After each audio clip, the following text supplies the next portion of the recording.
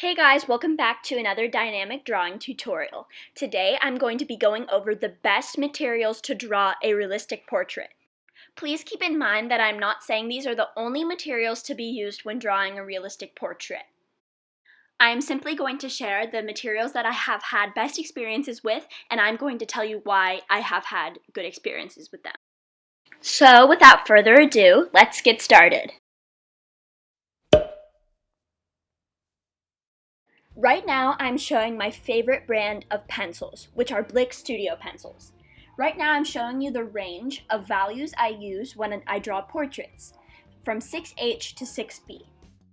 I like the Blick Studio pencils because they come in a large range of hard and soft values, and they also are sturdy and they last a long time. I like to use the pencils B, H, F, and 6H to draw outlines of the body parts that I'm going to draw on the face. Then I like to use the pencils 4B and 2B to draw anything from the inside of a nostril to a pupil to an eyelash or to an eyebrow. And I like to use the pencils 5B and 6B to draw darker hair colors and darker eye colors. Additionally, I also want to mention that the harder pencils can be used for lighter hair colors. So to sum up, I believe that Blick Studio pencils are one of the better pencils to use when wanting to draw a realistic portrait because they come in a wide range of soft and hard values which are perfect for creating different effects on your portraits.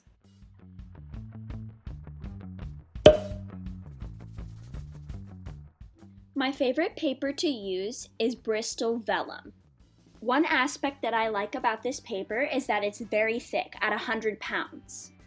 By being thick, this paper allows me to press hard if I want to, and it will still not bend or rip, which is common if you are erasing hard on a 70-pound or 80-pound paper. Now on the Bristol Vellum surface, I'm using my HB pencil and I'm putting down an even layer of graphite. Then I'm going to blend this. Next, I'm using my 4B pencil and I'm also putting down an even layer of graphite onto the vellum surface. Then I will blend. Now, as you can see, the HB pencil is very smooth after I blended it on this vellum surface, and now as I'm blending the 4B, it is also becoming very smooth. The reason for this paper being so smooth is because it is very limited in texture and ridges, which is perfect for when wanting to draw something very realistic. The lack in texture helps make the drawing look less grainy and more smooth.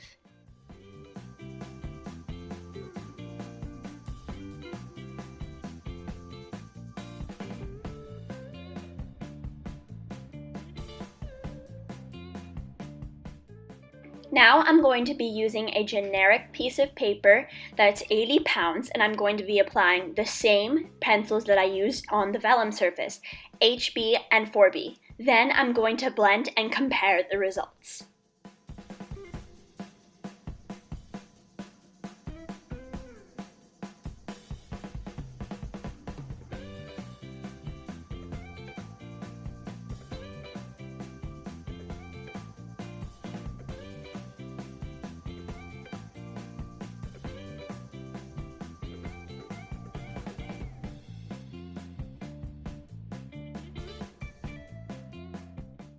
Now you can see that after I blended the graphite on this paper, it is not as smooth and it is more grainy. That's due to the texture on this paper.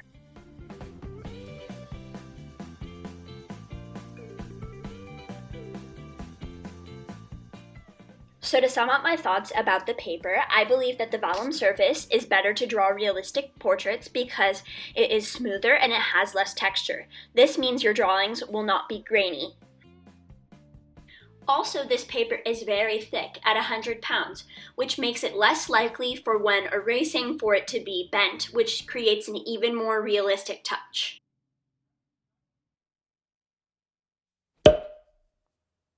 Now I'm going to be using an eyeball to showcase why using a kneadable eraser over a generic eraser is especially important.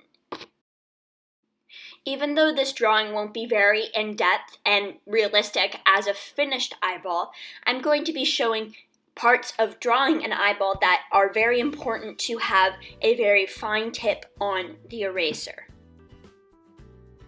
Using a kneadable eraser will be especially important when you are wanting to draw a highlight on the eye to make it more realistic, because you won't be erasing other parts of the drawing.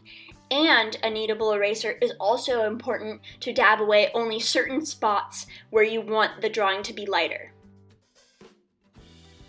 If you don't want to see me roughly sketch this eye, you can move on to the next segment where I talk more about why the kneadable eraser is the best material to use when drawing realistically.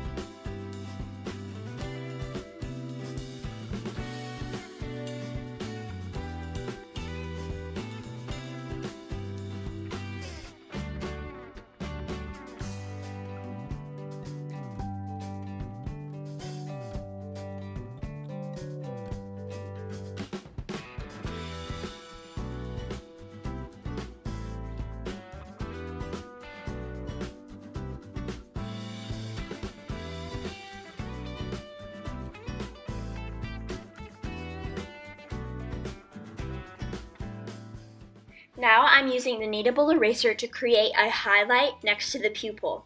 I like using the kneadable eraser because you can mold the tip into any shape you want to not erase any parts that you don't want to be erased.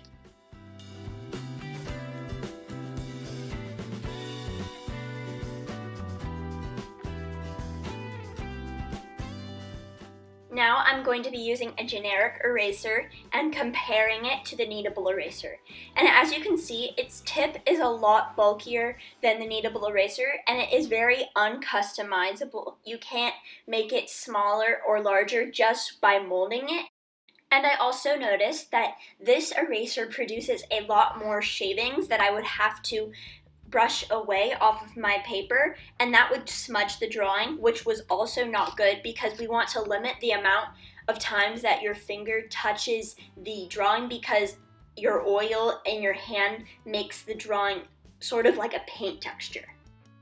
The pros to the kneadable eraser are that you can dab away graphite with a customizable point, rather than a generic eraser which requires you to rub it away, and it does not have a customizable point that you can mold yourself.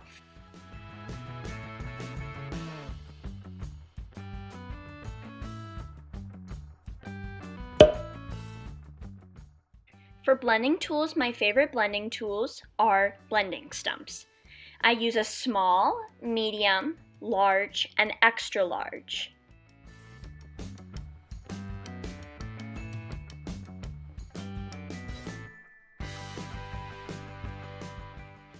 Now I'm putting down a layer of 6B pencil, and I'm using a blending stump to blend it. As you can see, immediately after I start blending, the graphite is moving to different places than where it originally started. Additionally, the graphite is very smooth. Graphite that is blended very smooth is key to a realistic portrait. Now I'm going to be comparing blending tools to show why I like the blending stumps the best.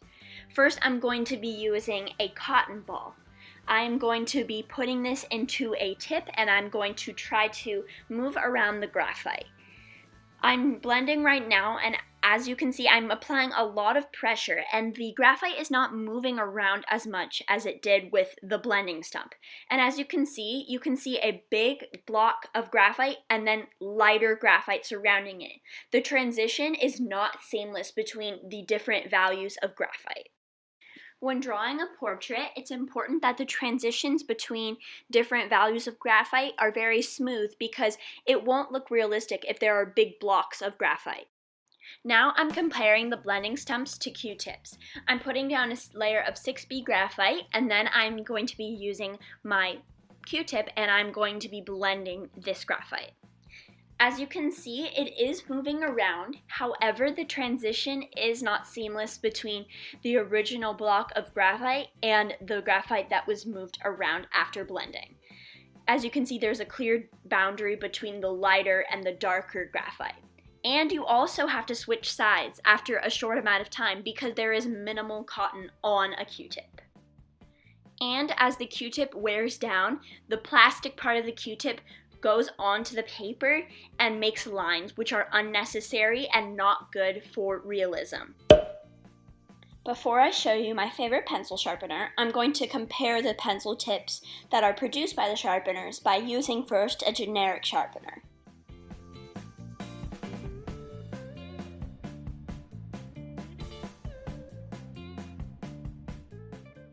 As you can see, this tip is sharp, but it is a little chopped off at the top and it does not have a fine point. My favorite pencil sharpener to use is the Kuhn pencil sharpener made in Germany. I'm using my 2B pencil and it does not have a very sharp tip, and I'm going to use the smaller hole on this 2-hole pencil sharpener and I'm going to sharpen its tip. I also like this pencil sharpener because it has 2 holes, one for a regular size pencil and one for a more bulkier pencil, like a charcoal pencil. Now when comparing the 2 tips, the first one that I'm showing you is the generic, and as you can see, its tip was cut off at the top and it's not a fine tip. However, the one from the Kuhn pencil sharpener has a lot more of a fine tip and it is very even at the top. To sum up my thoughts, a fine tip is necessary when drawing realistic eyebrows and eyelashes. That's why I like the Kuhn pencil sharpener. So those were my favorite selections of what I use to draw realistic portraits. Thank you guys so much for watching, and if you have any questions, please use the comment section down below to ask me any questions and suggest what you'd like to see next. Also, make sure to subscribe if you want to see more content like this, and also give this video a like if you enjoyed it. Thank you so much for watching, and I'll see you in the next one.